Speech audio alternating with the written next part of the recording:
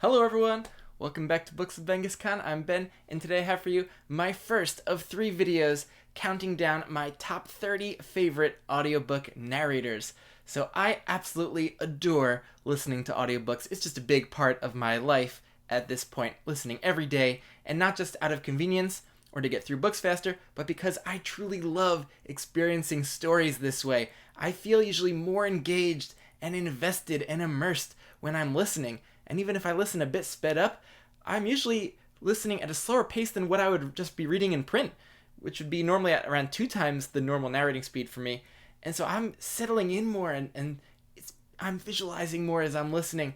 And I'm often, I feel like getting a richer experience through the interpretation of a very thoughtful, professional actor on the other side of the recording who is interpreting the text. And I love usually hearing those, and my own personal internal narrator is usually pretty bland, and I'm just cruising through books if I'm reading them in print. So audiobooks, I feel like, have truly enriched my reading life, and I am very excited to just gush about all of my favorites. And it was tough to whittle it down. I've listened to about 60 different audiobook narrators in total for about 4,000 hours of audiobook time. And the great thing about audiobook narrators is that usually they are just fantastic. Most of the ones I've listened to have either been spectacular or merely just really good at what they do. There's only been a couple that I have really not clicked with, and one of those I think was an author reading their own book. But usually audiobook narrators are just fantastic, and there are some that were tough to kind of leave out of this list. I'm just going to mention a few honorable mentions here. Nathan Osgood, who I just heard voicing the character of Rex in Dogs of War, was great. Sean Barrett, the narrator for David Gemmell's Draenei books, and Rob Inglis, who I've just heard do the first Lord of the Rings book and first Earthsea book, but I definitely look forward to hearing more of his Earthsea work. Eunice Wong, doing Rubicon, a recent sci-fi release. Andrew Kishino with the Greenbone Saga, I really enjoyed. And John Perala doing the Mickey 7 books. I just listened to the second one. I'd read the whole first one in print, but I think he's really great too. So a bunch of honorable mentions there.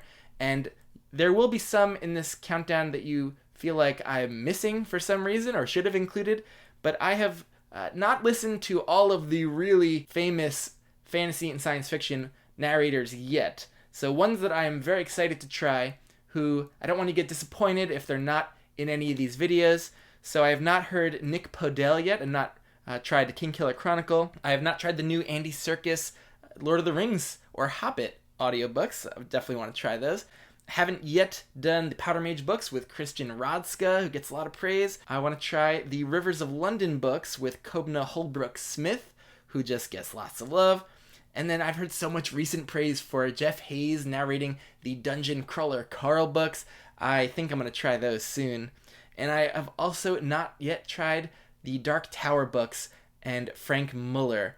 So yeah, definitely excited to try a bunch of those. So don't be disappointed if they don't show up on the list. I have not yet listened to them. Now, for each of the ones on my list, I'll just kind of go over what I've listened to of theirs and for how long, and kind of what else they've done in the SFF world that I'm wanting to try.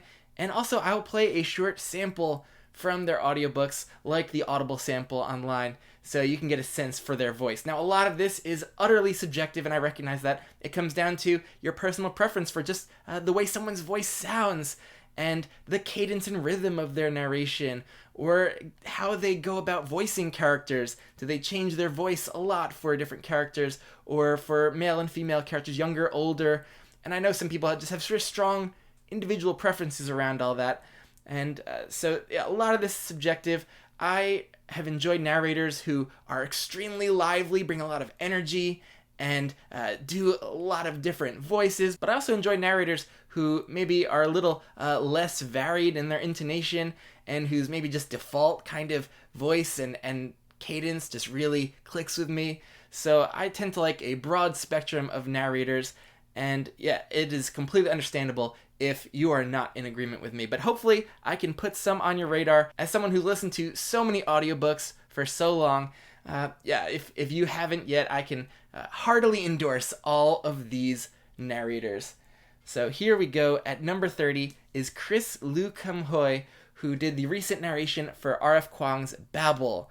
So this is a narrator who I've just listened to for this book for about 15 hours, and it's someone that is just getting started out in this industry, so I don't think they have many audiobooks besides this. So hopefully they have a long career ahead of them, because I was just really captivated by their narration for the main character, Robin, which I just thought was perfect. I really look for those narrators who I feel like really get inside those POV characters and just voice them in the perfect way that feels right for that character and leaving a real emotional impression. And his voice I just also like, just really clear, and had no complaints about this narration. So let me give you a sample, and I'm going to use a Bluetooth speaker to give these samples, and it sometimes cuts out, so sorry if it's a little bit choppy. Yawning, he pulled on a jacket. He was still rubbing his eyes when they emerged above deck into a cold morning shrouded in mist so thick Robin could hardly see the prow of the ship. But then the fog cleared, and a grey-black silhouette emerged over the horizon. And that was the first glimpse Robin ever had of London, the Silver City, the heart of the British Empire, and in that era, the largest and richest city in the world. At 29 is John Banks, the narrator for all of Ian C. Esselman's novels of the Malazan Empire. And so I've listened to him for a lot, around 60 hours of time, and he has also done the Books of Babel by Josiah Bancroft, the other Esselman series, Path to Ascendancy, and a bunch of Warhammer 40k books. So don't know if I'm going to try those, but definitely looking forward to listening to Books of Babel and the other Esselman ones with Banks, because Banks is just a narrator who does not get in the way of the story for me. I don't want narrators doing things that are taking me out and distracting me from the story. I want them to immerse me further, and he might not be the showiest performer in the world. I don't really see people, praising him with, comments on our fantasy about their favorite audiobook narrator. We won't see too much, I think, glowing praise for Banks, but he gets the job done. He's just solid. Really like his default narration, the varied voices. I think he gets the tone and atmosphere right for this darker Malazan atmosphere. But I think the sample I want to show is from Senlin Ascends, which makes me so pumped to get to this. Thomas Senlin was a reserved and naturally timid man who took confidence in schedules and regimens and written accounts. Maria nodded dutifully, but was obviously distracted by the parade of humanity outside. Her wide green eyes darted excitedly from one exotic diversion to the next. What Senlin merely observed, she absorbed. At number 28 is James Meunier, who has narrated the Becoming a Druid books, or the Protectors of Prytani series by Mike Mullman, that I've been going through recently, with 3 books out currently, out of 7 in that series. And I've listened to 27 hours of this narrator, and he is also very new to this industry, does not have a lot of releases out, but I know I can look forward to him voicing the sequels of these books at the very least. And Mullman is the self-pub author who didn't know a lot about the audiobook world, but I think just requested a certain dialect of England based on where these books are kind of set in southwest Britain, and that's how we found Meunier. And it is just the perfect voice for the main POV character of Grommy, this very headstrong yet kind of emotionally sensitive apprentice druid. He just totally captivates me, just with the right tone. Just love his accent, is pretty unique too. So here, let's give it a listen. Lenos holds court by himself, low in the western sky. This being Anya's monthly day of rest, the night will be quite dark. Sparse clouds are turning pink as the Lord of the Sky retreats. For once, it's not going to rain on my birthday. I'm nervous, but I don't know why. I mean, it's my first time going to the mead hall, but I know everyone in the village, so what's there to be afraid of? I've tried to ask Keenal what it's like inside, but he won't answer me, as usual. I thought this day would never get here. At last, I'm an adult. At 27 is Robin Miles, who narrated the Broken Earth trilogy by N.K. Jemisin. So I have listened to Miles for about 39 hours, basically the entire trilogy. I did not do much in just print at all of this one. And is very prolific as a narrator, but it's mostly litfic and not a lot of SFF. So I do look forward to trying some other Jemisin things that she's narrated, like the Inheritance trilogy or the more recent one, like The City We Became. She's doing that new series, so definitely want to give those a try because Miles is captivating for me. And yeah, I had this one in print, but I did not even feel the need to get the sequels because I knew I just wanted to listen to those. And I might not have just fell in love overall with the actual plotting and story of the series, but Miles just carried me through, and I was engaged all throughout because of the narration. Just a very clear and emotionally resonant voice and narration style, and just brought a lot of gravitas, and was just perfect for these books and for Jemisin's style, I think. So here we go. You are she. She is you. You are Esun, remember? Woman whose son is dead. You're an Orogene who's been living in the little nothing town of Terimo for 10 years. Only 3 people here know what you are, and 2 of them you gave birth to. Well, 1 left who knows now. At 26 is Ewan Morton, and I've listened to around 14 hours of Morton, so not too much because it's just 1 book that I've heard so far. That is Carry On, which is more like a young adult fantasy book by Rainbow Rowell, and it was just this quirky little book that I enjoyed a bunch of years back. But Morton has done some work for some of the most popular fantasy authors right now, including Jim Butcher. So he's the narrator for the Cinderspire series. So can't wait to try this one with a new book on the way too. And also a couple of major Guy Gavriel Kay books like Lions of Alversan and Song for Our Bone. Oh, and I think he's done the new James Islington series with The Will of the Many. So his star is just continuing to rise in this industry, which is great because I thought he was wonderful with Carry On. But I think I'm going to give you a sample of The Aeronaut's Windlass. Gwendolyn Margaret Elizabeth Lancaster, said Mother in a firm, cross voice. You will cease this nonsense at once. Now, Mother, Gwendolyn replied absently, we have discussed the matter at length upon multiple occasions. She frowned down at the gauntlet upon her left hand and rotated her wrist slightly. The number 3 strap is too tight, Sarah. The crystal is digging into my palm. Just a moment, miss. At number 25 is Fraser Douglas, who narrated one of my favorite books of recent years. That is The Song of Achilles by Madeline Miller. Now, I was absolutely captivated by Douglas, but I've only listened to him for around 8 hours since he does not have many other audiobooks. Couldn't find out much about him. He's a British kind of TV actor, I think mostly, and he actually recently just published his own book, but I don't know if he's gonna really be doing many other audiobooks, but I at least look forward to rereading Song of Achilles with his absolutely captivating narration. Just perfect for the elegant and writing by Miller and the really emotionally loaded characters and interactions and POV with Patroclus. So yeah, I could not have loved this narration more. And so if you haven't yet read Song of Achilles, you cannot go wrong doing it by audio. Father was a king and the son of kings. He was a short man, as most of us were, and built like a bull, all shoulders. He married my mother when she was 14 and sworn by the priestess to be fruitful. It was a good match. She was an only child, and her father's fortune would go to her husband. He did not find out until the wedding that she was simple. Her father had been scrupulous about keeping her veiled until the ceremony, and my father had humoured him. If she was ugly, there were always slave girls and serving boys. When at last they pulled off the veil, they say my mother smiled. That is how they knew she was quite stupid.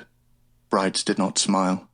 At 24 is Samara McLaren, who narrated The Daughter of Red Winter by Ed McDonald. This is a new release from last year, and book 2 is coming out soon, and I am so excited for this because I loved this book 1 and think it could become a new favorite series of mine. Very emotionally nuanced and complex, and I think fans of Robin Hobb would really love this. But McLaren delivered just a really rich, emotional narration and is pretty new to this industry, so I've only listened to her for about 10 hours through this one and does not have many audiobooks yet, but I hope will become a star in the audiobook world because, again, just so captivating and immersive for me. So here's a little taste. I looked for plumes of steam, the breath of men hiding in the still morning. Nothing. Not a sound, save for the call of mountain bluebirds, the occasional rustle of snow dropping from a branch.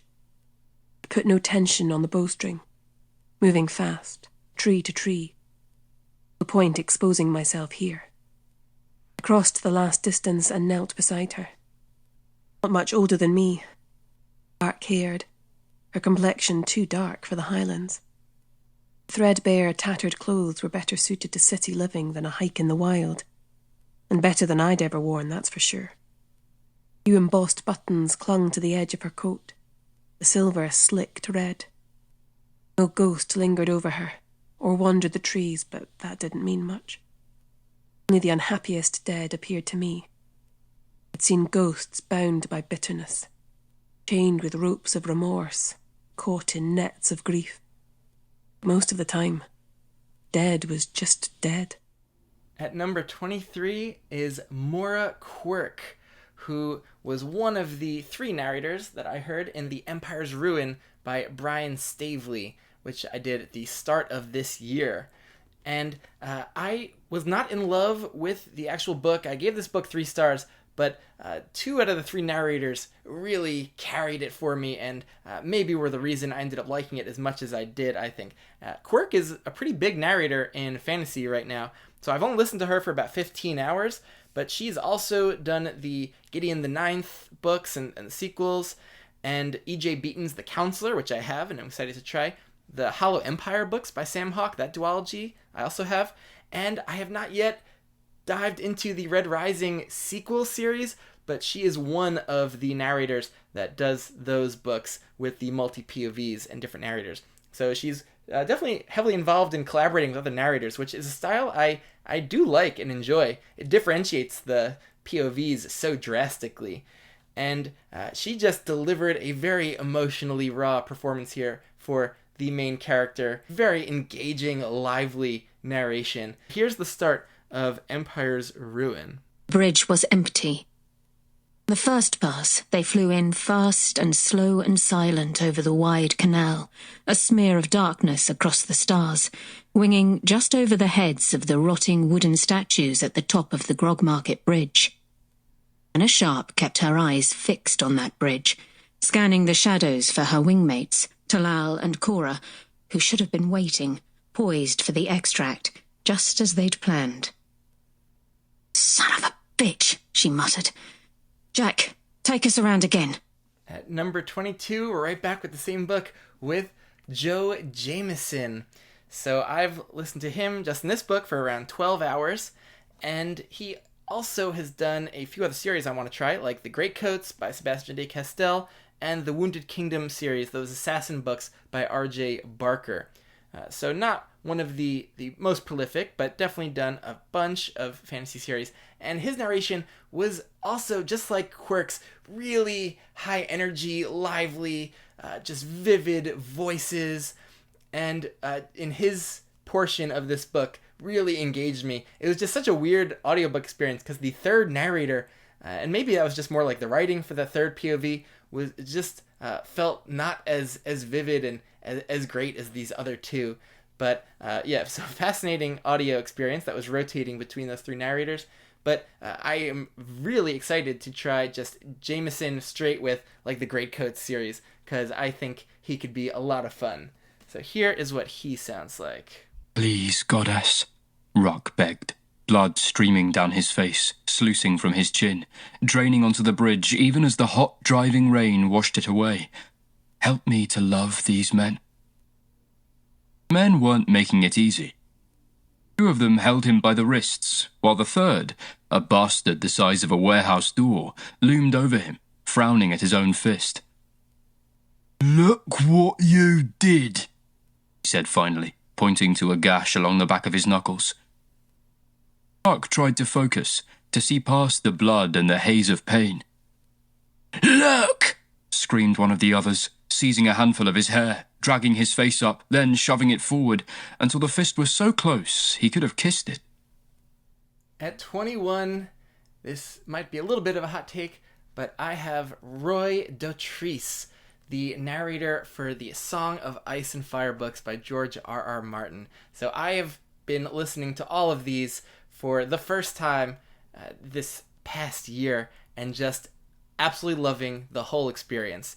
And he has not done many other audiobooks. I think in terms of ones I might try, just some other George R. R. Martin ones, like part of the short story collection Dream Songs, as well as World of Ice and Fire, giving more kind of world building and background to the series.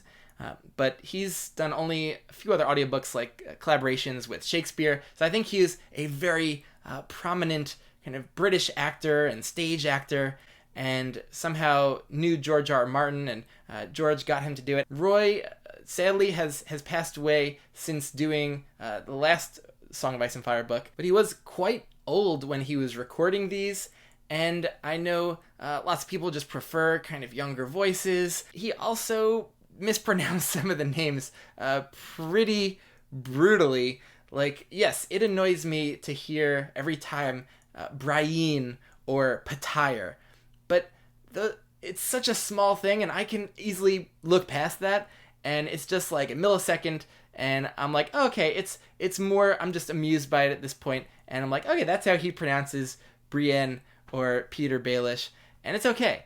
So that doesn't bother me too much. What's more important for me is that he captures the right tone and atmosphere and emotions and feeling of the books and the characters in a way that is so immersive for me. And some people maybe complain about his very piratey voices, but there are some, like Sir Davos and Salador San, who are pirates, and those piratey voices are just perfection. But even when he changes his voice subtly for younger characters like Arya and Bran, I feel just it's so engaged by it and never really distracted. And I have done some of the series just reading in print, but a lot of it I've done by audio. And so I've listened to him for about 105 hours at this point, and with Dance of Dragons still to go, he's going to be way up there in terms of one of the narrators I've listened to the most. And I just am very comforted by his voice as well. I think there's a lot of nuance and intelligence with the performance. I think Dotrice pulls off a really wondrous variety of voices, and I have never felt that this narration is really lacking in any way, besides just a couple of nuisances of how he pronounces some of the names. Don't be put off, I think, by just what you might have heard or the disparaging remarks. I think he is an absolutely fantastic actor who, for my money, is perfect for the Song of Ice and Fire books. And the recordings also might not be the highest quality ever, but honestly, I wouldn't want to have had anyone else do it. And I'll give you a little taste from the prologue to A Feast for Crows. I should like to see a dragon. Rune was the youngest of them, a chunky boy, still 2 years shy of manhood. I should like that very much. I should like to sleep with Rose's arms around me. Great thought. He shifted restlessly on the bench. By the morrow, the girl could well be his. I will take her far from Old Town, across the narrow sea to one of the free cities. There were no maesters there, no one to accuse him. He could hear Emma's laughter coming through a shuttered window overhead, mingled with the deeper voice of the man she was entertaining. She was the oldest of the serving wenches at the Quill and Tankard, 40 if she was a day, but still pretty in a fleshy sort of way. Rosie was her daughter, 15 and freshly flowered. Emma had decreed that Rose's maidenhead would cast a golden dragon. Fate had saved 9 silver stags and a pot of silver stars and pennies for all the good that would do him. He would have stood a better chance of hatching a real dragon than saving up enough coin to make a golden one. So there's the first bunch of my top 30 audiobook narrators, and they're all ones that really added to my experience of the reads. But as we get into the top 20, we're then getting to narrators who are so engaging to me and bring so much to the table that even make it hard for me to ever pick up those books in print because I just love listening to them so much. So we will get to those hopefully before too long. And tell me which of these narrators you've also enjoyed or are excited to try. And yeah, I'll catch you later.